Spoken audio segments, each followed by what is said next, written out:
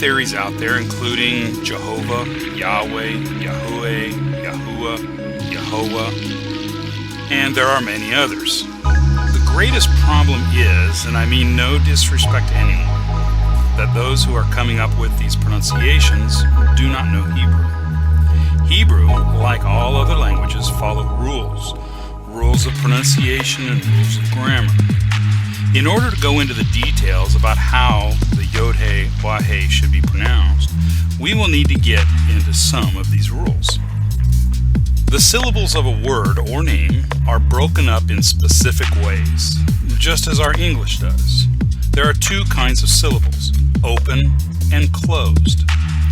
An open syllable is a consonant and vowel, and a closed syllable is a consonant, vowel, consonant. The word he is an open syllable, but her is a closed syllable.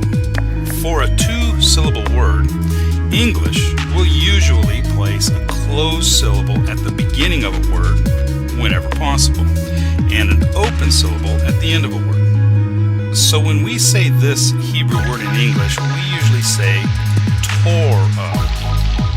But in Hebrew, the closed syllable comes at the end, so in Hebrew this is pronounced Torah, a Hebrew word with 3 letters. And keep in mind that most vowels are not written in Hebrew, but are simply implied. Will usually be broken up as consonant vowel and consonant vowel consonant, where the V will oftentimes represent an implied vowel. An example of this is this Hebrew word, which is pronounced halach, meaning walk. A Hebrew word with 4 letters will usually be broken up in 2 ways. The first is consonant vowel consonant and consonant vowel consonant.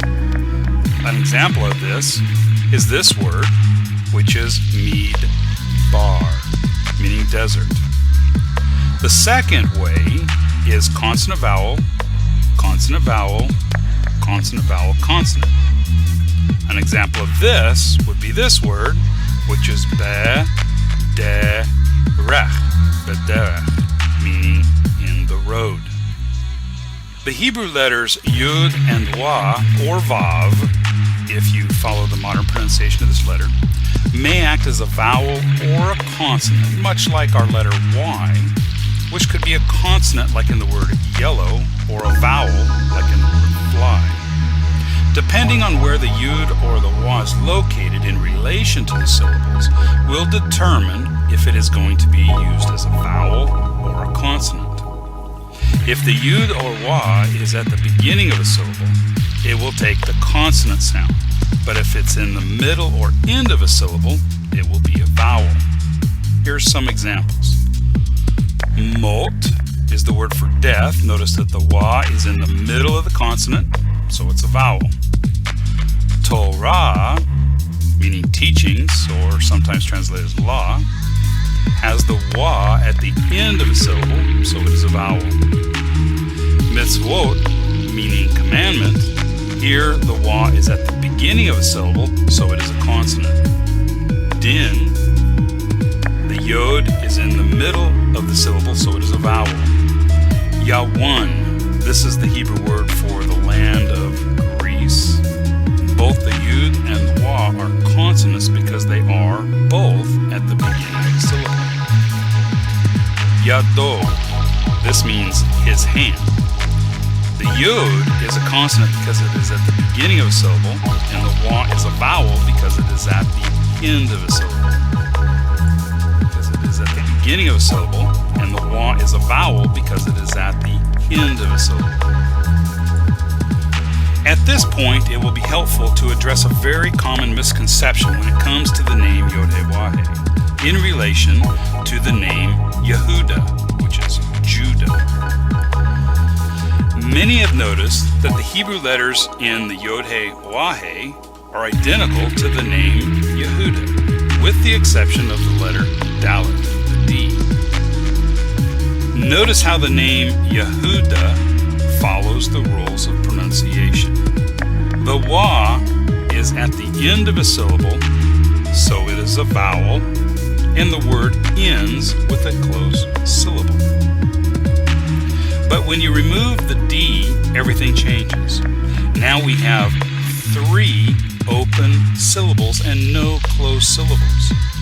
To correct this, the WA must be shifted from being at the end of the middle syllable to being at the beginning of the last syllable. And since the WA is now at the beginning of a syllable, it must take the consonantal sound WA. Now we have a consonant without a vowel in the middle, so the H must shift to the end of the first syllable. Now I'm not saying that YeHoVaH is the pronunciation, because there is still more to understanding how Hebrew names work. I am simply pointing out how the name cannot be YeHoVaH. All Hebrew names are Hebrew words. For instance, the name Adam is also a Hebrew word meaning man. The name Noah means comfort, and the name Hawa, or Eve, means living. These examples are Hebrew names that are also Hebrew nouns, but some names may be a verb. The name Yaakov is Yaakov. Note here that the Yod is at the beginning of a syllable and is a consonant, and the Wa is in the middle of a syllable and is therefore a vowel. This is a verb meaning he grabs the heel. Some names can be multiple of verbs and or nouns. The name Yishmael or Ishmael is the verb Yishma.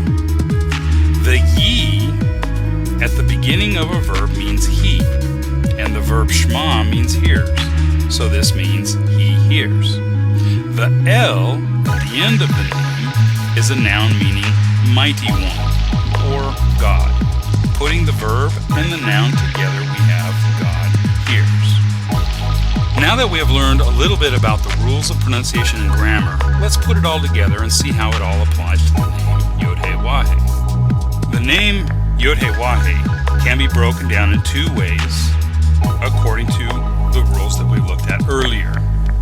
Note here that the V represents a vowel. In both cases, the Yud and the Wa are at the beginning of the syllables. Therefore, they will take consonantal sounds and not vowel sounds. The next thing that must be determined is what noun or verb is the name YeHoVaH. It can only be one thing, a verb, the verb hawa, meaning to exist. When a verb has a Yud prefix to it, the Yod means he, so YeHoVaH means he exists. Now we need to determine the vowels that go in the word. While the verb YeHoVaH is never used as a verb in the biblical text, there is a very closely related verb, and that is the verb YodHe, which also means he exists. This verb is used many times, but you can see it in Genesis 1:29, and here it is pronounced Yihye. If we take those vowels and place them in the YeHoVaH, we have YaHWeH. While the positions of the vowels are pretty much defined by the rules of pronunciation, there are exceptions to which vowels are used. Therefore, it is entirely possible that the name YeHoVaH may have different vowels. And some possible pronunciations are YeHoVaH, YaHWeH, YeHWeH, YeHoVaH, YeHVH, YeHoVaH, and the possibilities are almost endless. Now, this is all just an educated guess based on all the facts and the traditions of the Hebrew language that has been passed down through the centuries. It is entirely possible that in ancient times they had a very different set of rules for pronunciation, but we will never know if that is true. And if it is true, there is no way to know what those rules were. That is, unless, as I often like to say, we find Moses' tape recorder. There is another aspect of the name that should be addressed, as I believe it is crucial in understanding the name. In Exodus 9:16, YaHWeH or Yahweh, or whatever name you choose to use, tells Yisrael that my name may be declared throughout all the earth. And many have taken this to mean that we are to teach others how to correctly pronounce the name YeHoVaH. The Hebrew word for name is Shem, and is the root of the word neshama, which means breath. In the ancient Hebrew culture, your breath is more than just the exchange of air in the lungs. It is your character. It is what makes you, you. And as I mentioned previously, all Hebrew names are Hebrew words, and these words reflected the character of that individual. From all of this, we can easily conclude that the Hebrew word Shem means more than just name, it means character. Now, let's take another look at Exodus 9:16 and literally translate it from the Hebrew with the Hebraic philosophy behind it. That my character may be recounted throughout all the earth. This has nothing to do with how the name is pronounced, but more importantly about teaching others about the character of YeHoVaH. In Numbers 6, verse 24 to 26, we have the Aaronic blessing, which I translate as follows from the Hebrew.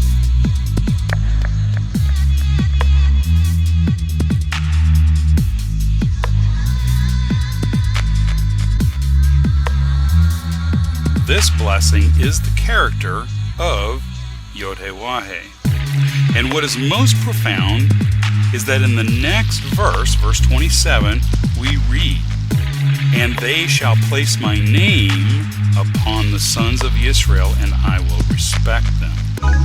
Now read that again, but this time replace the word name with the word character, and you'll see that this passage will make a whole lot more sense. When we are teaching Yahweh to others, are we placing the importance on the pronunciation of that name, or are we teaching them the character of YeHoVaH? The character of YeHoVaH can be summed up with the word unity. When someone insists on a particular pronunciation, even to the point of making it a salvation issue, is that person creating unity or chaos?